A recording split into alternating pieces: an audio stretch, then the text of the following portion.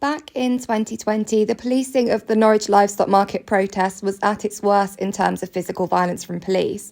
Despite knowing full well that we had a right to be in the road as part of the legitimate aim of a lawful protest, constables would aggressively drag and push us out of the road and do everything they could to frustrate the protest. They would even continue to manhandle us when we were standing on the pavement. At this time, and to show willing, activists had agreed with the police and farmers that we'd only obstruct the road for 30 seconds, giving us barely enough time to photograph the animals in the backs of the trailers and protest their enslavement. But the police are appalling at communication, and the protest has always been inconsistently policed. So, whilst some of the officers were aware of the 30-second agreement, others either weren't or pretended not to be, despite this being a well-established agreement that we'd had for some time by this point. This was the case on the 8th of February 2020, and on that day the officers were particularly aggressive and abused their powers repeatedly. One of the worst examples was PC 984 Daryl Walker. None of us have seen Walker in a few years, but he policed the market regularly throughout 2020, and even after dealing with hundreds of different police officers, every activist who attended the market back then still remembers Walker now, and for all the wrong reasons. On 8/2/20, he was as bad as ever. His attitude was arrogant, sarcastic and unprofessional. He denied that we had the right to be in the road and was very confrontational. He repeatedly stood inches from our faces and used excessive force to move us when he had absolutely no lawful authority to do so. At one point during the protest, I was standing on the pavement and a male constable approached me from behind and grabbed hold of me in some weird kind of bear hug. There was a trailer approaching and I assume he was restraining me, preempting that I might exercise my right to protest by stepping into the road. As I was telling him to get off me, Walker approached and swung for me, hitting my camera, which in turn hit me in the face. There wasn't a huge amount of force behind the assault, but it's not the point. He went on to assault me and other activists multiple times, though frustratingly I no longer have the footage, save for what I uploaded to social media at the time. In 2021, having experienced a good few years of relentless police harassment and discovering there is literally no recourse, I decided to make exposing Norfolk Police on Facebook, which has since been taken down, and also on Instagram. I used this platform to document and expose the conduct of Norfolk Police. As such, I made several posts about Daryl, detailing his appalling attitude and behaviour.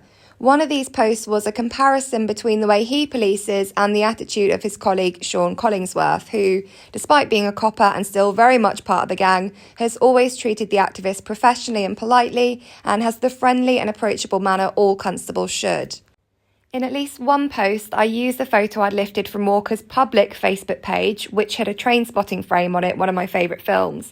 In the photo, Daryl, who is originally from Scotland, could be seen wearing what's commonly termed a wife-beater vest and appears to be with a group of lads, possibly in a pub. And so in my post, I made reference to him being a chavvy Glaswegian lagerlout who likes abusing women, and in another post, I called him a red-faced gammon.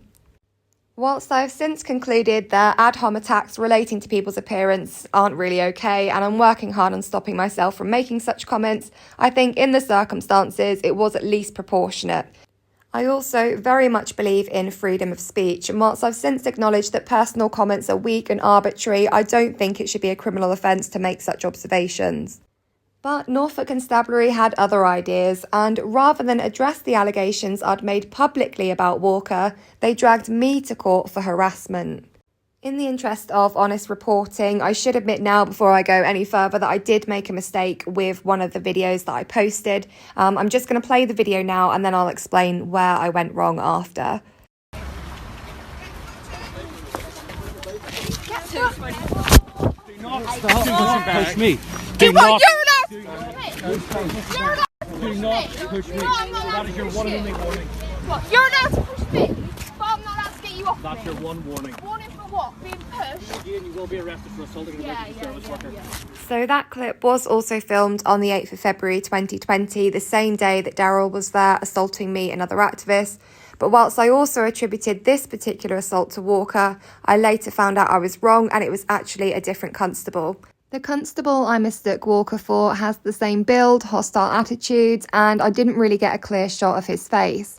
That, combined with the fact he has an Irish accent, which I must have gotten muddled with Daryl's Scottish accent, and the fact the incident happened a good year prior to me posting, led me to wrongly accuse Walker of this additional assault.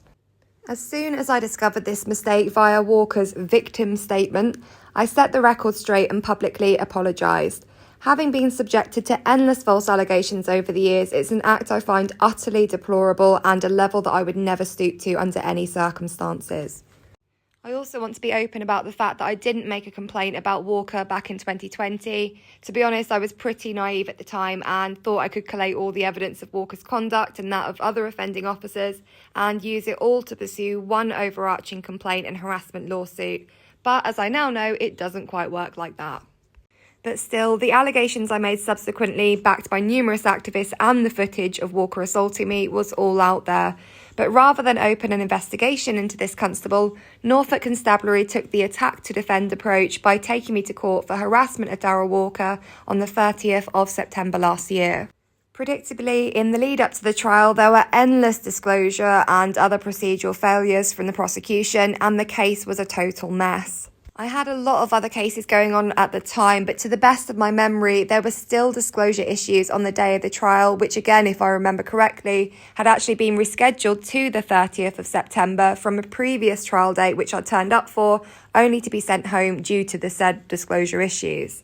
The prosecutor, Mark Jackson, has prosecuted most of my cases and has himself expressed genuine concern about the politically motivated and, as he phrased it, ham-fisted policing that I've been subjected to over the last few years. Although I do feel he should have done more to challenge the repeated police and CPS abuse of court process, he is, in my experience, a decent man with professional integrity, and he accepted that prosecuting me for harassment was inappropriate in the circumstances. I also think he knew there simply wasn't the evidence to substantiate a course of conduct that amounted to harassment, particularly with the victim being a police constable expected to be a little bit more hardy and, of course, to not push people around for no good reason. Jackson did, however, state that I shouldn't be passing comment on Walker in his personal capacity, nor should I be using material from his Facebook. He opted to issue me with a non-convictional restraining order and to drop the prosecution.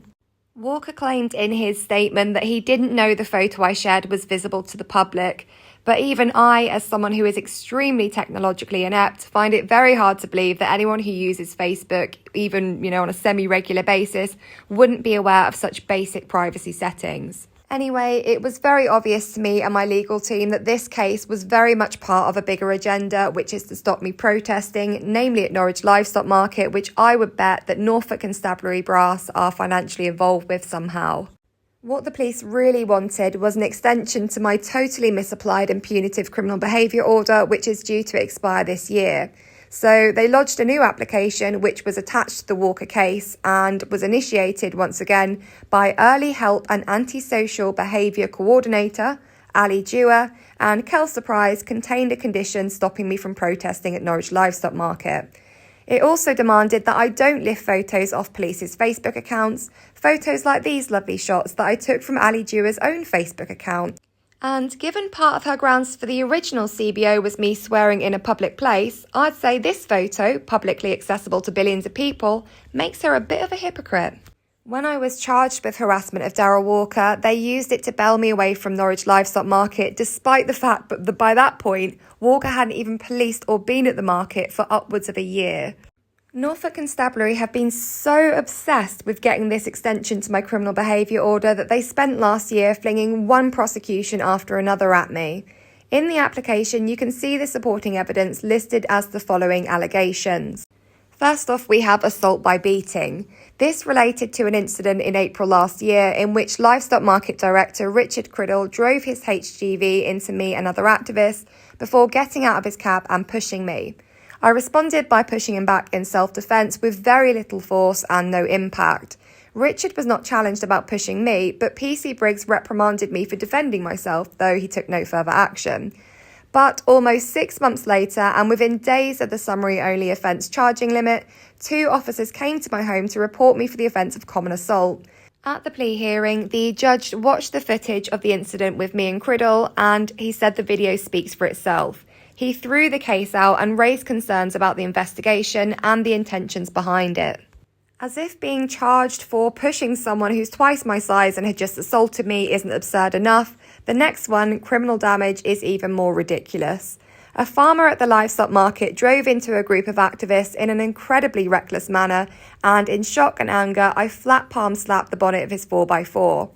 Desperate to get this CBO, the police interviewed me under caution, claiming I had damaged the car.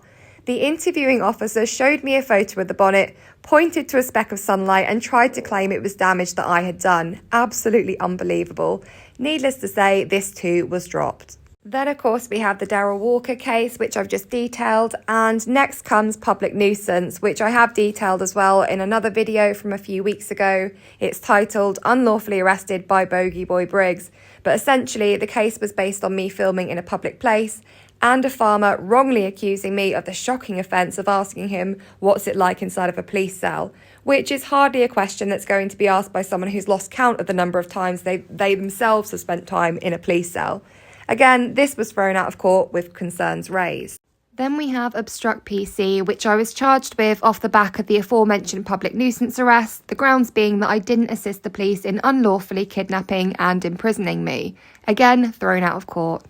And finally, we have malicious communications. This relates to messages that I sent that were admittedly pretty foul to an ex-activist who left me stressed beyond breaking point, in debt to the tune of thousands, unable to eat and pay my bills despite working full-time, and had me and my best friend and housemate Jamie arrested around 5 times between us. All because we bent over backwards and spent thousands of pounds that we didn't have trying to help him out of a bad situation. What this person did to me and Jan was so utterly appalling it beggars belief, and for anyone who's interested in reading about what happened, I'll share a link in the description to a post that I made about it on Instagram. It's the same post that prosecutor Mark Jackson read before the trial, and it left him unable to pursue the case in good conscience, especially after he spoke to the victim and found him to be what he described as an unattractive witness. Again, he issued me with a non-convictional restraining order and legal advice on recovering the money this cretin did us out of, which I have since done successfully. These cases, plus others that were dropped, took up all of my annual leave at work and impacted on my ability to do my job. My manager at the time was so concerned about my well-being and the impact this was all having on my work that he actually wrote an email to the court asking them to reschedule some of my hearings to take place on my days off, as I had no holiday left. But back to PC 984 Daryl Walker and my original point, which is that it's no wonder the Carricks and Couzens of the world thrive in the police force and are able to abuse their positions of power to inflict harm on innocent people. I made a public allegation of assault and misconduct against PC Walker with evidence to back it up, but rather than investigate and take action, Norfolk Constabulary chose to pursue me instead in an attempt to discredit and shut me up. Norfolk Constabulary is one of the worst in the country. They don't just ignore abuse, they actively conspire to protect it because they are the very criminals and abusers they're supposed to protect us from.